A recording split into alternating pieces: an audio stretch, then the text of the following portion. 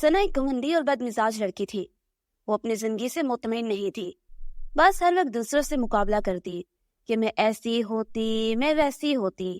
اس کی امی اسے بہت سمجھاتی، مگر وہ ایک کان سے سن کر دوسرے کان سے نکال دیتی تھی۔ اس دن سنا جنگل میں درخت کے پاس بیٹھی تھی کہ اسے درخت کے پیچھے کچھ روشنی دکھائی دی۔ اس نے جا کے دیکھا، وہاں چمکنے والے جوتے تھے۔ سنا سنہری جوتے دیکھ کر بہت خوش ہوئی اور جوتے لے کر گھر آ گئی۔ صبح اسکول وہ وہی جوتے پہن کر گئی، اور جب ٹیچر پڑھا رہی تھی اس نے سوچا کہ کاش میں ایک ٹیچر ہوتی، بچوں پر حکم چلاتی، کچھ یاد نہ کرنا پڑتا تو کتنا مزہ آتا۔ ایسا سوچنا تھا کہ ایک دم منظر بدلا اور وہ ایک ٹیچر کے روپ میں بچوں کے سامنے کھڑی تھی۔ اس نے پڑھانا شروع کر دیا، لیکن بچوں کے شور شرابے سے وہ چھٹی کے وقت تک تنگ آ گئی اور اس کے سر میں درد ہونے لگا تھا۔ یہ زندگی بھی کیا زندگی ہے، بس پڑھاتے رہو، چھوٹے چھوٹے بچوں کا شور شرابہ ہر وقت سنتے رہو اور ان کے ساتھ دماغ کھپاؤ۔ کاش میں ایک بیوٹیشین ہوتی تو کتنا اچھا ہوتا، لوگ اپنے کام کروانے آتے اور بہت سے پیسے دے کر جاتے اور سارا دن میں لڑکیوں سے اپنی خدمت کرواتی۔ یہ کہنا تھا کہ سنا دوبارہ دن بدل گیا۔ اس نے خود کو ایک پارلر میں دیکھا جہاں ایک کلائنٹ اس کے پاس کٹنگ کرانے آئی تھی۔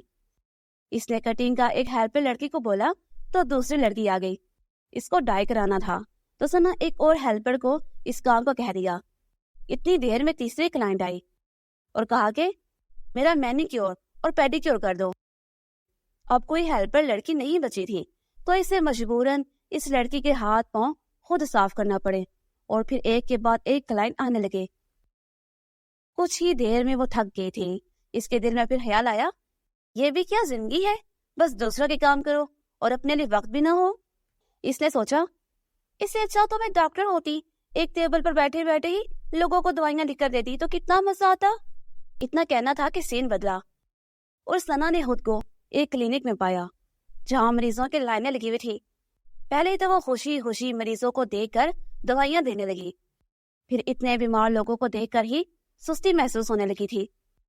وہ جلد ہی اکتا گئی، کبھی کوئی کھانس رہا تھا تو کبھی کوئی چھینک رہا تھا۔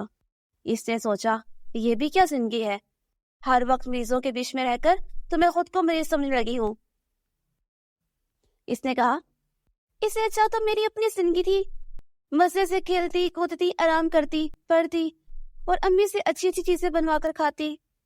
یہ کہنا تھا کہ منظر بدلا اور اس نے خود کو اسی جنگل میں بیٹھا پایا اور اللہ کا شکر ادا کیا کہ میں اپنی اصلی زندگی میں واپس آئی